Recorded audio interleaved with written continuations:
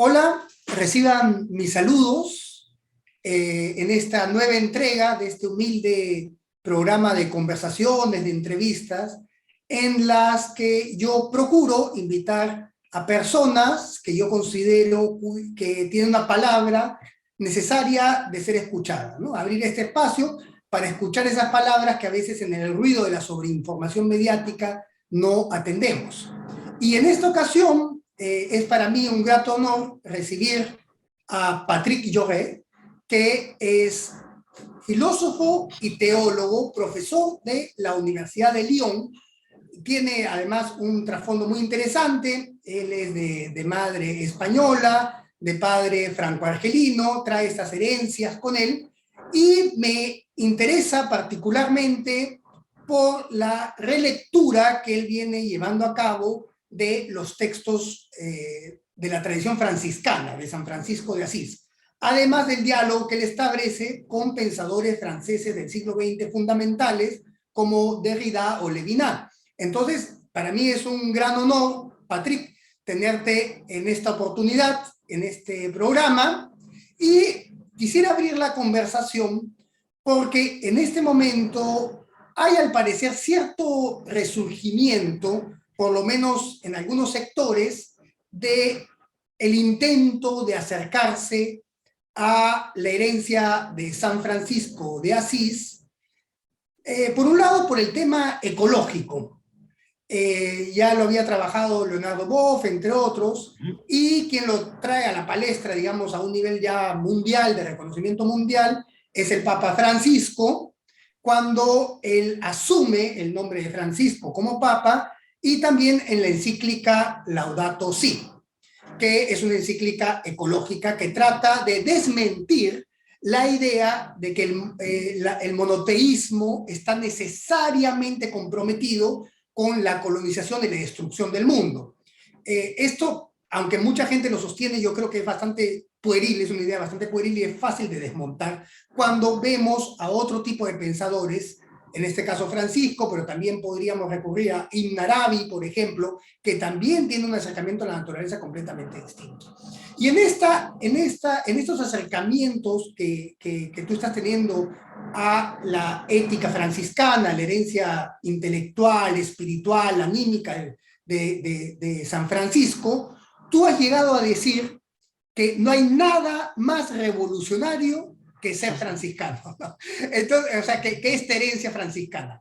Entonces, me gustaría que empecemos explayando esta idea. ¿Por qué la herencia franciscana continúa siendo revolucionaria y por qué a aquellos que no nos hemos enemistado con la herencia cristiana, pero sí tenemos necesidad de ampliarla y sobre todo de reconocer la presencia de lo divino en todos los seres vivos para desarrollar una suerte de fraternidad cósmica, la herencia de Francisco es tan importante de ser revisada, comentada y celebrada? Sí, sí, sí, muchas gracias, Pedro, por todo lo que has dicho y sobre todo por tu invitación. Es también para mí una suerte y un honor estar aquí contigo para hablar de esos temas muy importantes. Y pido disculpas por mi estado de salud, estoy un poco enfermo, y sobre todo por mi acento. Soy francés y hablo español con un fuerte acento francés y a veces, bueno, busco palabras, no las voy a necesitar la ayuda de Pedro si hay palabras que no conozco, etcétera, etcétera. Pero muchas gracias por tu invitación, estimado Pedro. Tus preguntas son muy interesantes, muy fundamentales, y voy a intentar responder sin desarrollar demasiado, así podemos intercambiar tranquilamente los dos durante esa hora que vamos a pasar juntos. Mi relación con San Francisco y sobre todo con los escritos de San Francisco, perdón, los escritos franciscanos, es una relación que no se puede entender sin tomar en cuenta lo que yo he trabajado antes, lo que yo he estudiado antes, mi formación intelectual. Yo, para resumirlo de manera un poco abrupta, soy un hijo de la deconstrucción. No sé si conocen bien ese concepto de deconstrucción, es un concepto para mí clave de lo que pasó en el pensamiento del siglo XX y lo que sigue pasando. La deconstrucción es fundamentalmente la idea de que no existe algo que se podría llamar lo propio del hombre. Es decir, que el hombre no es un ser que pertenece a un espacio, a un mundo totalmente alejado de los otros seres vivientes, de la naturaleza, de la tierra, etcétera, etcétera. Creo que yo soy el hijo de esa visión, de esa filosofía del mundo, y gracias a un pensador que ha sido mi maestro, el filósofo que ha nombrado Pedro, creo, Jacques Derrida. Jacques Derrida es, como lo saben, fue uno de los más grandes pensadores del siglo XX. Tiene una obra considerable sobre la que yo sigo trabajando. Hay mucho, queda muchísimo trabajo por hacer, y él me ha enseñado que tenemos que preguntarnos si la imagen que tiene la humanidad de ella misma es una imagen racional o totalmente irracional, basada sobre creencias, basada sobre representaciones que son en gran parte imaginarias o no. Y él ha demostrado que efectivamente no hay ninguna oposición en el fondo, no hay que pensar en términos de oposición entre lo humano y lo no humano, que somos humanos y no humanos el resultado de relaciones complementarias, de conexiones, etcétera, etcétera.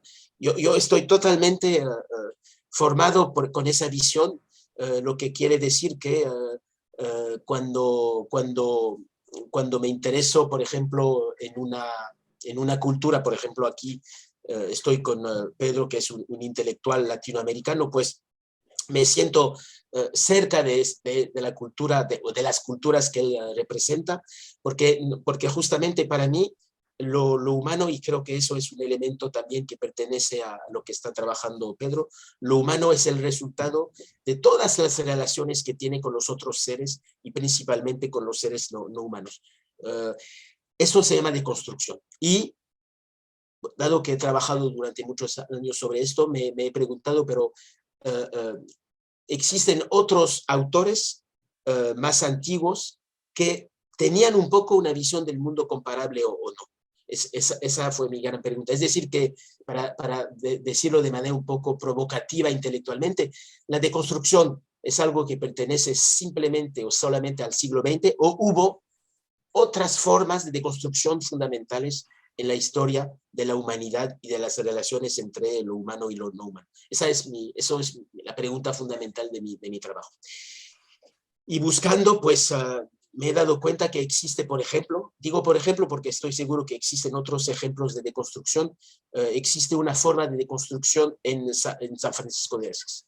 Yo pienso que el franciscanismo originario, cuando digo franciscanismo originario, insisto mucho sobre esto, es que no es el franciscanismo tal que se ha desarrollado desde el siglo XIII, XIV hasta ahora, dado que hay varios franciscanismos. Hay franciscanismos muy conservadores, en los que yo no puedo reconocerme.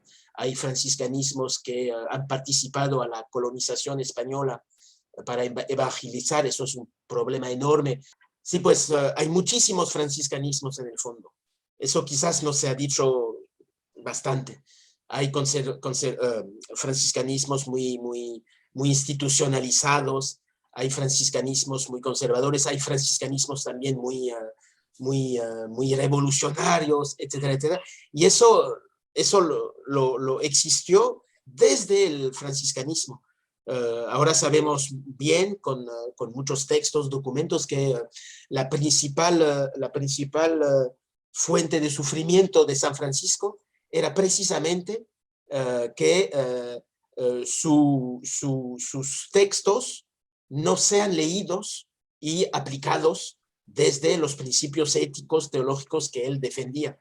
Y su inquietud fue totalmente racional, dado que efectivamente conocemos muchos fragmentos que dicen que, por ejemplo, cuando San Francisco se iba en otros lugares por ejemplo, cuando se fue en el Medio Oriente para entrar en relación con las culturas árabes, y cuando regresó no reconoció su movimiento franciscano. Y hay muchos textos, por ejemplo, es más que una anécdota, cuando dijo, pero ¿qué está pasando?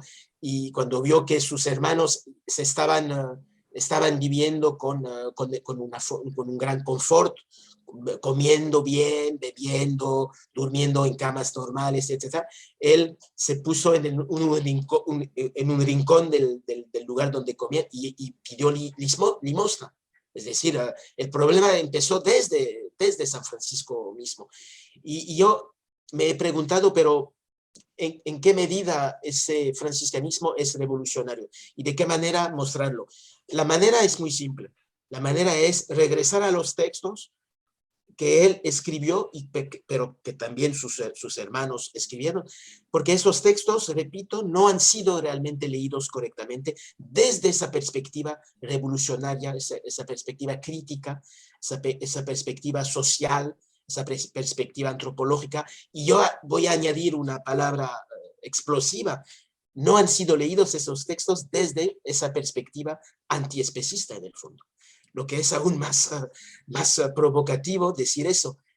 Y estoy actualmente, bueno, he escrito ya un libro en francés que será pronto publicado en español, que se llama Une éthique animale pour le 21e siècle, y el subtítulo es L'héritage franciscain, la herencia franciscana, y comparo precisamente la ética animal contemporánea, a partir de Derrida principalmente, con la ética de Francisco de Asís, para establecer relaciones entre un pensamiento de la Edad Media y un pensamiento pues moderno hasta postmoderno, y veo si funciona la comparación. Bueno, he recibido muchísimas críticas, pero yo tengo la impresión que hay muchos puntos comunes. Es eso, es decir, que hay que regresar a los textos, porque los textos han sido totalmente instrumentalizados por todos los poderes católicos, poderes políticos, etcétera, etcétera. Estoy actualmente haciendo un seminario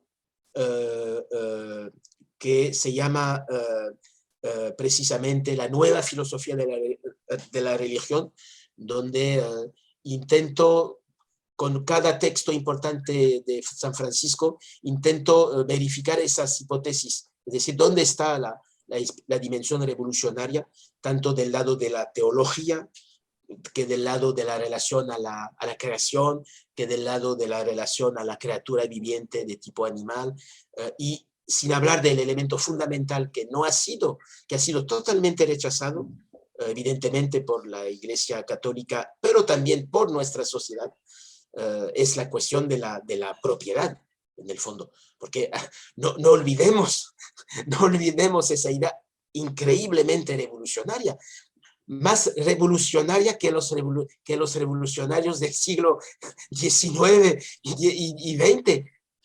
El franciscanismo originario es el primer movimiento espiritual en decir que hay que suprimir la propiedad privada.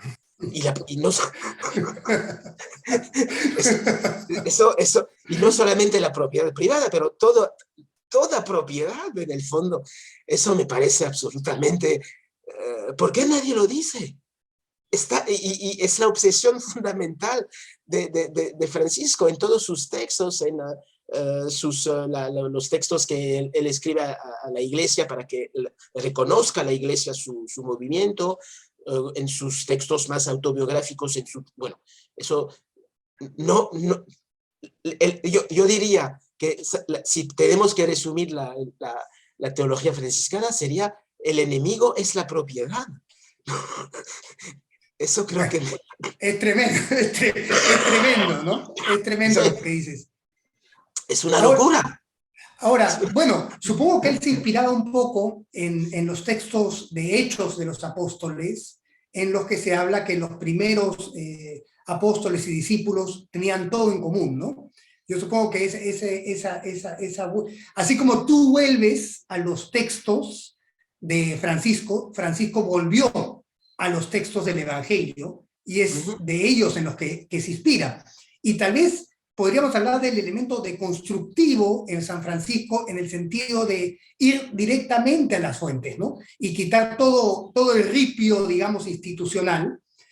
Y creo yo que es, bueno, pienso que todos los movimientos al interior de la Iglesia Católica que pueden ser llamados revolucionarios, en un sentido bastante abierto, han tenido esta misma intención, ¿no? Frente a un ritualismo, frente a un legalismo un tanto vacío, el tratar de ir a las fuentes. Lo pienso también, por ejemplo, en el caso de San Juan de la Cruz, de los carmelitas descalzos, de Santa Teresa de Ávila.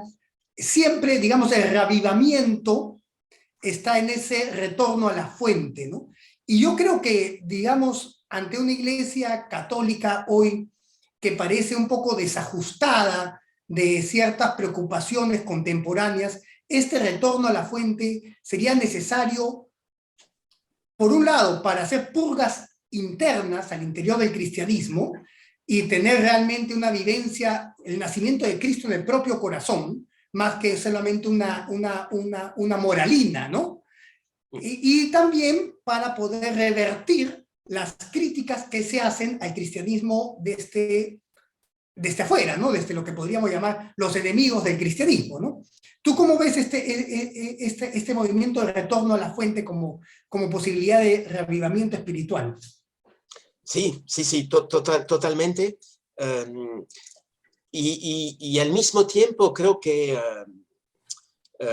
hay algo nuevo que ocurre en ese franciscanismo originario. Es decir, si efectivamente, como lo han dicho ya muchos buenos teólogos, el franciscanismo originario es un regreso, un retorno al Evangelio, no se puede simplemente explicar por ese retorno al Evangelio.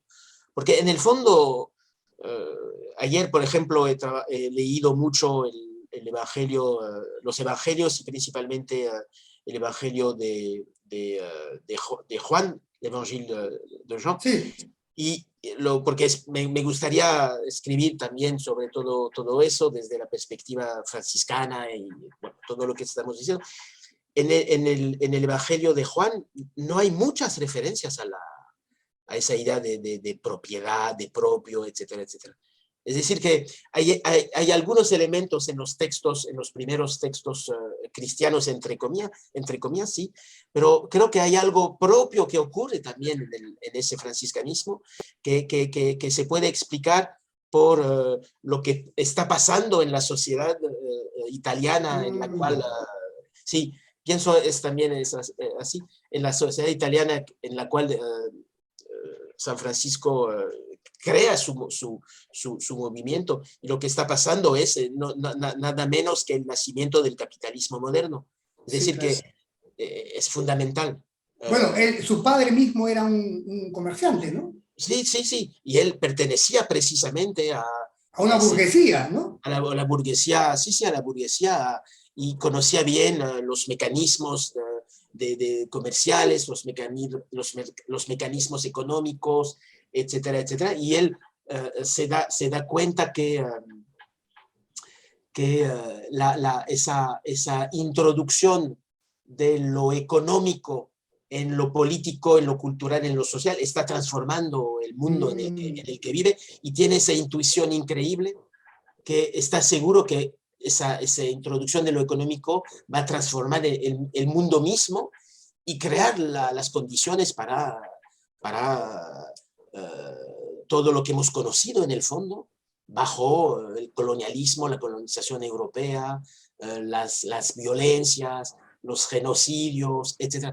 Él tiene esa intuición, él siente que es fundamental, él siente que la idea de propiedad, la idea de poseer, está transformando la subjetividad misma del individuo, y esa transformación es una transformación que no va a permitir al individuo estar en medida de controlar ese deseo de expansión, ese deseo de enriquecimiento, ese deseo de colonización del mundo.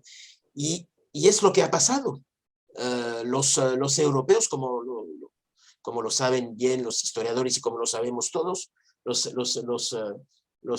europeos, en el nombre de ese deseo de poseer el mundo, poseer la tierra, poseer las riquezas, poseer los cuerpos, poseer las mentes, han colonizado al mundo entero en el nombre de ese principio de posesión en el fondo.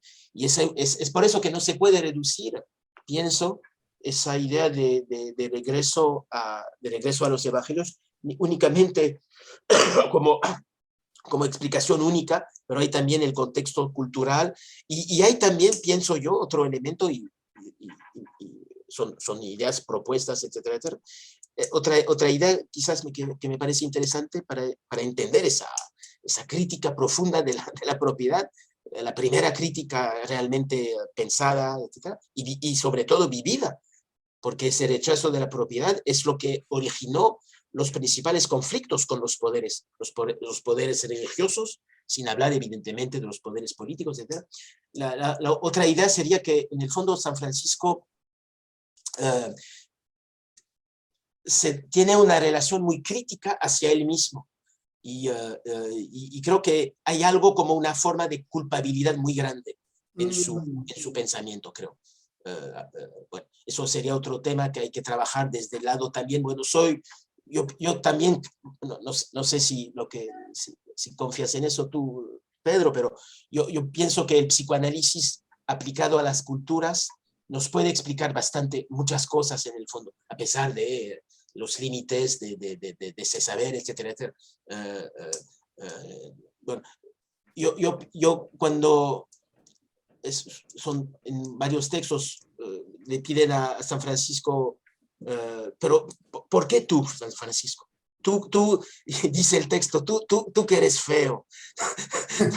Sí, el texto dice, tú eres feo, eres pequeño, no tienes nada de atractivo, tú que no eres muy inteligente, eres un idiota en el fondo. Y sí, San Francisco era un idiota. No sabía, sí, acaba aquí de ser publicado un libro maravilloso de uno de los más importantes historiadores del franciscanismo francés. Lo cito porque es mi maestro, es Jacques Dallarin, no sé si lo conoces, Dallarin, es inmenso, ha escrito 30 libros, pero desde la historia, desde las ciencias históricas, etcétera, etcétera, aunque él sea como yo, franciscano terciario de la tercera orden, como lo saben, y le dice, acaba de publicar un libro que se llama Corpus Franciscanum, y cita ese fragmento, y dice, pero ¿por qué tú, Francisco? Y Francisco responde, y perdón por las palabras que voy a utilizar, porque son las palabras que él mismo utiliza, soy el más tonto de todos los humanos, soy el peor, soy el más culpable de todos, yo diría soy el más, ¿cómo sería una palabra grosera sin que sea demasiado grosera para que... Estoy pensando en lisuras nomás, así que... Sí, bueno, no sí, vamos a pronunciar la palabra, claro. Y es eso la culpabilidad, creo. Es decir, ¿cómo yo he podido creer en ese mundo? ¿Cómo yo he podido creer en ese sistema? ¿Cómo yo de superficialidad, de manipulación, de instrumentalización, que va a llevarnos a la muerte? Y creo que ese es el fondo del problema. ¿Cómo es posible que un individuo se dé cuenta de que él participa al mal y que quiere transformarse él mismo? ¿Cómo transformarse yo mismo antes de transformar al mundo? Es una misión casi imposible. Mira, me ha interesado mucho lo que has dicho y concuerdo con todo. Bueno, con lo de Freud tendríamos que tener una conversación aparte. Esa es una conversación aparte. Me lo imaginaba un poco. Sí, me lo imaginaba un poco, porque el psicoanálisis ha entrado en un estado de gran crisis y ya nadie tiene el coraje de hablar del psicoanálisis. Bueno, yo lo aplico un poco porque yo, pasé por la Universidad de Buenos Aires y ahí la figura de Freud y de Lacan son omnipresentes, ¿no? Pero también doy cuenta de los límites del pensamiento freudiano, ¿no? Ya, pero totalmente. vamos a dejar eso a Sí, un sí, lado. sí, sí, sí, sí. Me interesa mucho lo que has dicho, todo lo demás, en el sentido que yo no veo una contraposición entre beber de la fuente eterna y al mismo tiempo responder a nuestro tiempo. Porque creo que de eso se trata, ¿no? Que somos Ujú. seres culturales y que sin embargo, bebiendo esa fuente eterna se actualiza en nuestro pensamiento para responder a nuestras circunstancias particulares en cada momento dado. Porque si no fuese así, ya no tendría sentido. O sea, los saberes ancestrales tienen sentido en tanto nos permiten a nosotros lidiar con la modernidad, hacer una crítica de la modernidad y conservar la dignidad y la humanidad en la propia modernidad. Entonces, veo que no hay contraposición. Ahora, Ujú. bueno, también tenemos en este momento que introducir a la figura, al tercer invitado de la entrevista, que es el gato Espinosa, de Patrick, que ya ha pasado, es un gato ético, hablando de la ética animal, ya ha pasado por nuestras cámaras el gato Espinosa, ¿no? Entonces, Está comiendo, mírenlo aquí comiendo. Aquí.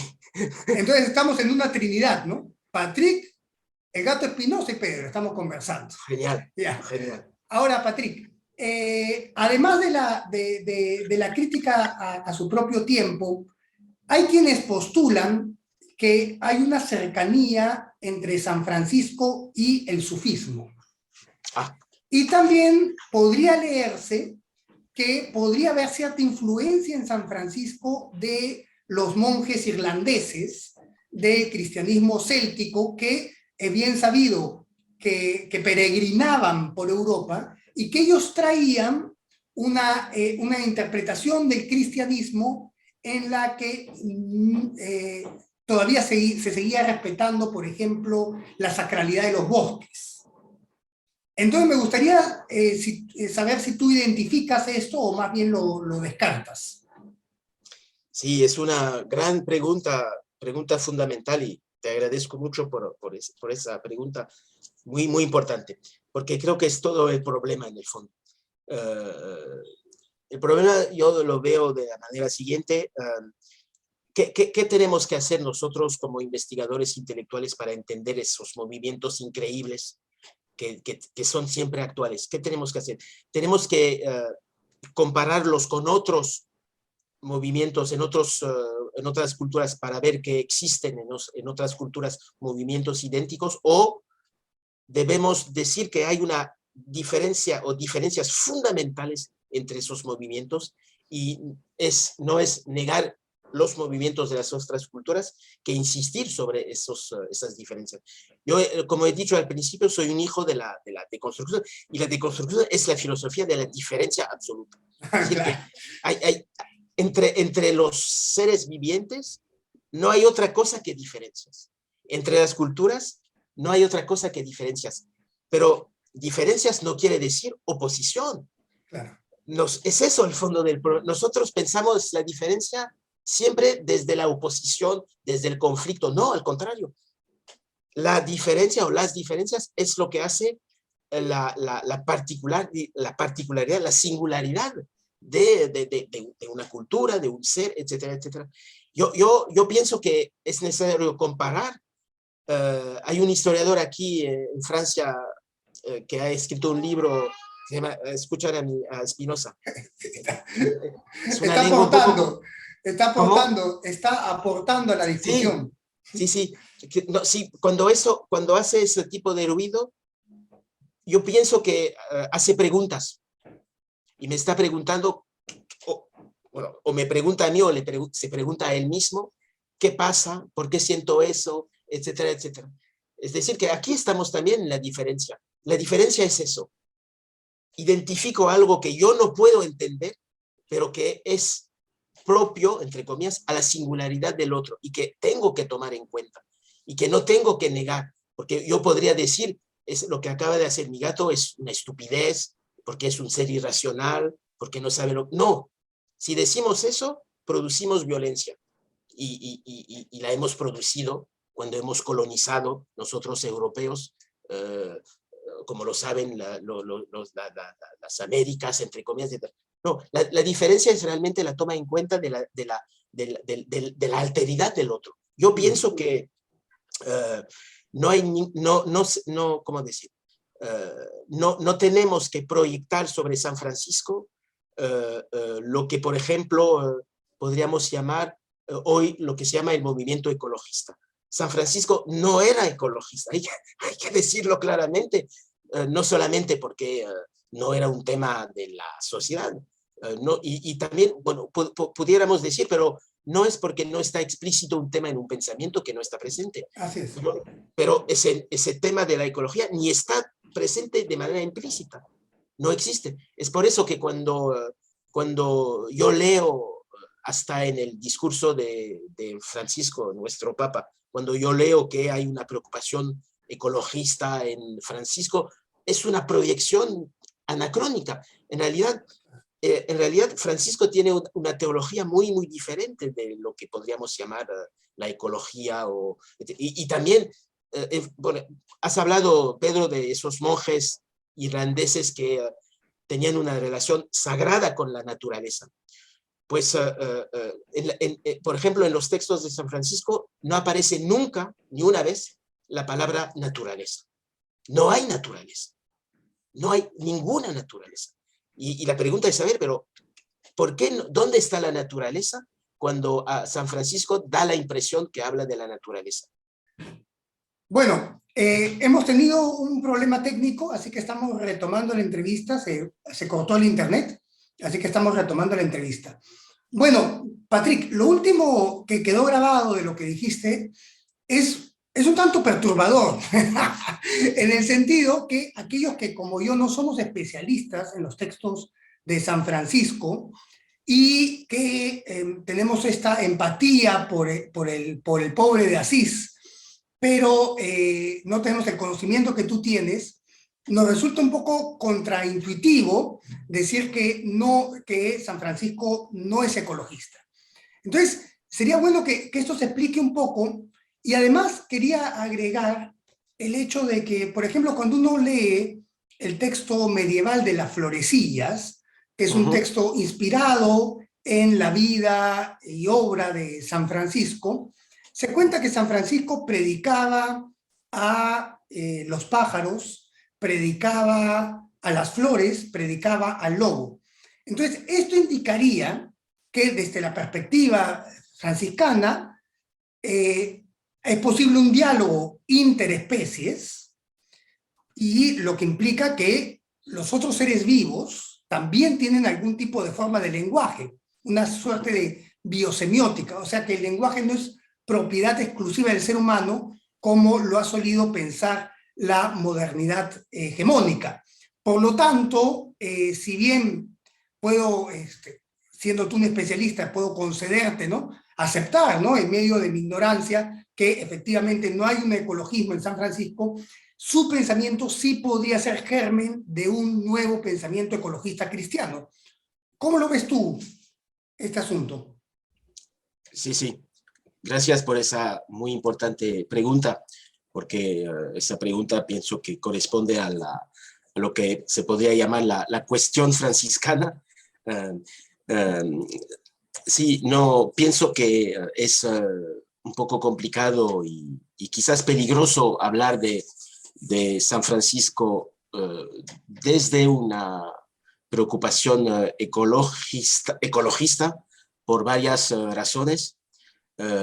Primera razón es que evidentemente, como ya lo hemos dicho, todos los problemas que llamamos ecologistas o ecológicos y que existen en nuestro pensamiento desde, digamos, como un siglo más o menos, esos problemas no son... No solamente no existen para San Francisco, no tendría ningún sentido decirlo. Eso es por eso que la palabra ecologista aplicada a la teología franciscana para mí no tiene sentido, dado que estamos hemos entrado en otro mundo, hemos entrado en la modernidad, hemos entrado en lo que llamamos ahora, gracias a las ciencias, el antropóceno. Todo eso era absolutamente ignorado, desconocido de San Francisco. Lo que digo es una evidencia, pero hay otra razón que ya hemos un poco descrito, es que repito, para San Francisco no existe algo como una naturaleza, dado que, ¿por qué? Bueno, no solamente porque la palabra, creo, naturaleza en los textos franciscanos no está nunca utilizada, lo que ya me parece ya un signo interesante de no haber utilizado esa palabra naturaleza, pero sobre todo porque um, la visión que tiene San Francisco del mundo es una visión que se podría describir como una visión, digamos, cristocéntrica, para decirlo de manera explícita.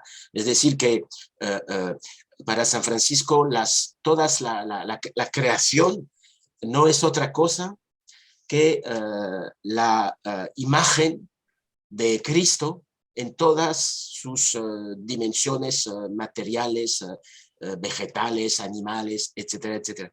Es decir, que cuando San Francisco entra en relación con una criatura viviente, pues él no la considera como animal, no la considera como ser viviente, lo considera como una existencia que no tiene sentido fuera de la figura de Cristo. Es eso, de ahí la imposibilidad de hablar de naturaleza, dado que el concepto de naturaleza es un concepto que podemos considerar como un concepto que se ha creado, que se ha inventado en gran parte contra lo religioso.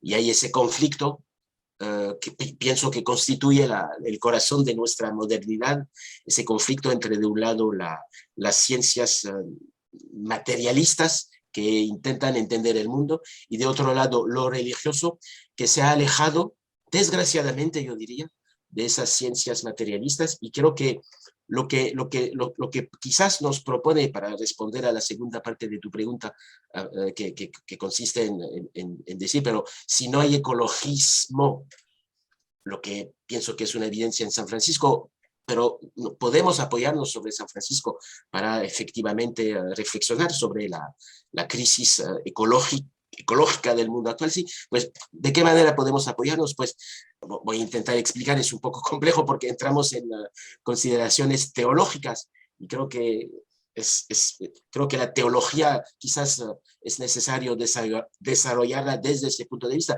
Lo que quiero decir es que, dado que todo tiene una dimensión, repito, cristocéntrica, pues cada creación viviente se define en relación con Cristo. Y lo que define principalmente a Cristo es el hecho de haber sido sacrificado en el fondo. Es decir, que, creo que la visión de la creación en San Francisco es una visión que tiene una hipersensibilidad al hecho de que la creación viviente puede ser de manera permanente sometida a una forma de sacrificio. Y yo diría, para proponer algunas ideas generales que quizás nos permiten entender de otra manera los textos, yo pienso que, a pesar de esa visión sacrificial, entre comillas, de la creación viviente, hay en San Francisco, en ese franciscanismo originario, una tentativa de deconstruir el sacrificio, precisamente, dado que ya Cristo ha sido sacrificado, y que no tenemos que repetir esos mecanismos sacrificiales que consisten en apropiarnos la vida del otro, de los otros, como el mundo se ha apropiado la vida de Cristo. Creo que es eso el fondo. Es decir, hay esa lucidez increíble por el hecho de que todo está sometido, la creación está sometida a lo sacrificial, al sacrificio, etcétera. Lo que en el fondo constituye el núcleo fundamental del cristianismo, pero lo que aporta de singular San Francisco es una tentativa de salir de ese sacrificio. Dado que ya alguien ha sido sacrificado, no tenemos que sacrificar pues la creación que resulta del sacrificio de Cristo. Es por eso pienso que habla tanto de de esos elementos que pertenecen a la creación, tanto los minerales, las piedras, los vegetales, los animales, hasta esa famosa expresión que creo que ya hemos citado de notre sœur, mère la terre, nuestra hermana, madre tierra, no sé cómo se podría traducirlo mejor, se ha traducido de diversas maneras. Esa hermana madre tierra, esa expresión contiene la necesidad de salir del sacrificio de esa tierra, en el fondo. De ahí la posibilidad de apoyarse sobre San Francisco, no haciendo de él una primera forma de ecologismo, porque no era su problema, pero dado que la modernidad ha consistido en sacrificar al mundo, en el fondo, la modernidad ha consistido en apropiarse al mundo. La apropiación es un sacrificio de tipo científico. Las ciencias y las tecnologías han contribuido a ese sacrificio del mundo, dado que hemos ido a buscar en la tierra elementos para crear esas tecnologías que contribuyen a la modernidad. Bueno, no sé si lo que estoy intentando describir está claro, pero pienso que, para resumir, en ese franciscanismo originario hay a la vez una tensión muy fuerte, muy interesante, que quizás puede constituir una forma de leer los textos, y esa tensión está de un lado el hecho de que la figura central del cristianismo, Jesús Cristo, ha sido sacrificada, y todo lo que está relacionado con Cristo está relacionado con la cuestión sacrificial. Esta mañana he leído otra vez el Evangelio según Juan, el Evangelio de Jean. Este sacrificio está permanente del principio al final. Pero evidentemente, no conozco la causa que explica eso, es el otro elemento de la tensión, de ese otro lado de la tensión, de la oposición o de la paradoja, hay esa sensibilidad de San Francisco, dado que tiene como modelo el que he dicho, hay esa sensibilidad hacia para utilizar otras palabras, la vulnerabilidad profunda del viviente, de la creación viviente. Y a partir de esa vulnerabilidad pienso que podemos nosotros inscribir esa vulnerabilidad en nuestras categorías de pensamiento, en nuestros conceptos, en nuestra filosofía, lo que hasta ahora no se ha hecho en el fondo. No se ha hecho ni desde lo religioso, dado que lo religioso constituye en gran parte, se basa sobre esa oposición entre la trascendencia y la inmanencia, y creo que en San Francisco hay el rechazo de esa oposición. No hay de un lado la trascendencia y la inmanencia. Yo creo que ahí está la clave. Yo creo que ahora hemos entrado en el punto neurálgico, que en San Francisco hay una superación de la trascendencia y la inmanencia. Eso para mí es el punto neurálgico que podría dar nutrición a un posible pensamiento actual ecológico cristiano, ¿no? Totalmente, sí. Ya, muy interesante. Ahora, me interesa también que de manera breve expreses algo que es fundamental en tu pensamiento, que es la superación de esta supuesta diferencia irreconciliable entre teología y filosofía. Y creo que también participa de ello lo poético. No lo poético solo como escritura de versos, ¿no? Porque evidentemente en San Francisco hay también la escritura de los versos en el Cántico a las Criaturas, y también en la oración, hazme un instrumento de tu paz, para mí es un poema también, ¿no? Pero, y además él nutrió a muchos poetas de la tradición italiana, incluso Dante era un franciscano terciario. Ahora, pero más allá de eso, me interesa lo poético en San Francisco como vivencia, como episteme, digamos, como relación con la totalidad de la vida. Entonces, veo que esta necesidad de superar estas distancias entre poiesis, logos, teología, se hace fundamental a la hora de encarar los textos franciscanos. ¿Podrías explayarte un poco sobre ello también? Sí, sí, muchas gracias por esa muy interesante pregunta también. Empezaré por responder con un ejemplo que me parece significativo de lo que estamos diciendo, para intentar responder a tu pregunta a propósito de esa necesidad de ir más allá de la oposición entre lo teológico, lo poético, lo filosófico, para crear un nuevo pensamiento. El ejemplo es el siguiente.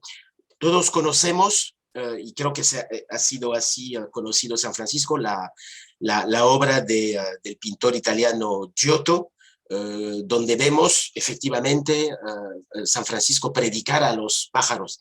Esta escena absolutamente maravillosa que Giotto ha eternizado en el fondo a través de su obra de arte. Pues yo digo a menudo que esa obra increíblemente bella, sobre la cual podemos reflexionar horas y horas, que hay que seguir analizando, pues no corresponde a lo que fue San Francisco. Es una revisión, y voy a decir por qué. Es una revisión absoluta de lo que fue realmente el franciscanismo originario. ¿Por qué? Y creo que permite responder a tu pregunta de manera un poco periférica, diciendo que desde el propio mundo y desde la propia cultura de San Francisco, creo que esa superación de lo teológico, de lo filosófico, de lo poético, etc., ha constituido un problema fundamental hasta para, y quizás principalmente para los pensadores, o los creadores, o los artistas de su tiempo. ¿Por qué ese ejemplo me parece importante? Porque si comparamos las escenas escritas donde San Francisco hace esas predicaciones a los pájaros con esa obra de Giotto, pues nos damos cuenta que en realidad en los textos que hablan de esa escena pasa algo que no está en nada presente en esa obra de Giotto, y lo que pasa es la cuestión del tocar. Es decir, los textos insisten mucho sobre el hecho de que San Francisco, cuando hace su predicación, no se queda solamente en el ámbito lingüístico, discursivo. Necesita tocar a los pájaros y ser tocados por ellos. Y creo que, y mientras que la obra de Giotto, si la vemos, podremos analizarla, ya he hecho varias conferencias sobre esa. Esa obra de Giotto mantiene una distancia entre San Francisco y esas criaturas vivientes, para decir que justamente, y podemos explicarlo eso, ya tenemos argumentos históricos, para decir, esa obra nos dice, desde el punto de vista de Giotto, que hay de un lado la trascendencia, y esos pájaros en su obra representan la trascendencia, es decir, no son pájaros reales. Dado que en los textos escritos hay esa necesidad de tocar, no tendría ningún sentido insistir sobre el tocar cuando tocamos elementos simbólicos. Si hay esa insistencia en los textos, es porque cuando tocamos o cuando nos dejamos tocar, hay algo de material, hay algo de vivo, hay algo de viviente, es decir, hay un cuerpo. Y creo que es otra paradoja interesante. Es probable que esa imagen de San Francisco predicando a los pájaros haya permitido el desarrollo fabuloso histórico del franciscanismo, pero es un franciscanismo que nunca existió.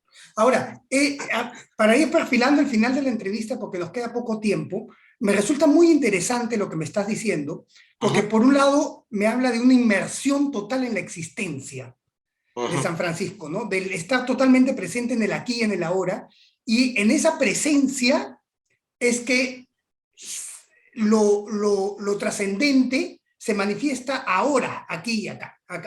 Entonces ahí se da esa superación de la que ya habías dado cuenta, y además en esa exposición, en esa vulneración, en ese sentir a la presencia del otro, yo creo que ahí está la dimensión de lo poético como experiencia vital, ¿no? Como forma de respiración, de estar en el mundo.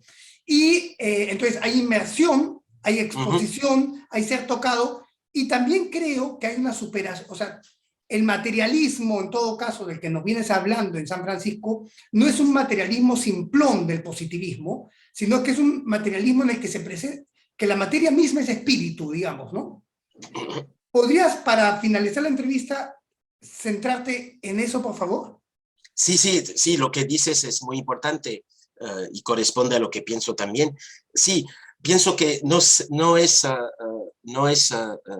algo provocador si hablo de, de la existencia de un materialismo simbólico en el franciscanismo. Es decir, que efectivamente lo que define profundamente a la teología franciscana como acontecimiento filosófico, teológico, poético, que tenemos que leer de esta manera, lo que define a esa teología franciscana es que es en la materia misma donde lo simbólico acontece. Es decir, que no hay ninguna oposición entre la materia propiamente dicha, que sea materia vegetal, materia terrestre, materia mineral, materia animal, materia biológica. De otro lado, no hay ninguna oposición entre la materia y lo que pasa en esa materia. Y lo que pasa en esa materia, en esas materias, en esas formas materiales muy complejas que constituyen la existencia de cada criatura viviente, lo que pasa es precisamente la presencia de un espíritu que es muy complejo en describir, pero ese espíritu quizás, evidentemente, se debe analizar desde lo que he dicho antes, es decir, desde ese cristocentrismo también, pero ese espíritu también se debe analizar en la materia misma, desde la famosa Trinidad católica entre el Padre, el Hijo y el Espíritu Santo. La pura encarnación de lo divino en lo crístico, ¿no? Exacto. Entonces sería toda la creación cristificada. Sí, y lo fundamental en la teología franciscana es que esa Trinidad, a la vez espiritual y material, dado que son como pasos que existen entre esos tres elementos. Serían diferencias de graduación, ¿no? Exacto, esa Trinidad está presente en cada criatura viviente. Perfecto. Completamente. Por eso tal vez es que algunos de los seguidores de San Francisco lo llamaron a él un segundo Cristo, ¿no? Porque está la posibilidad de que todos nosotros encarnemos y vivamos lo crístico. Bueno, Patrick, sí. Ha sido un gusto enorme conversar contigo. Gracias por tu tiempo, gracias por tu disponibilidad, gracias por tu generosidad y que, digamos, la humildad franciscana nazca en todos nosotros para poder vivir en paz, ser instrumentos de la paz de Dios y poder vivir en esta cristificación con gozo, descubriendo la hermandad cósmica con el resto de seres vivos. Así que muchas gracias. Gracias a ti, Pedro. Ha sido un placer dialogar contigo y te agradezco muchísimo. Muchas gracias.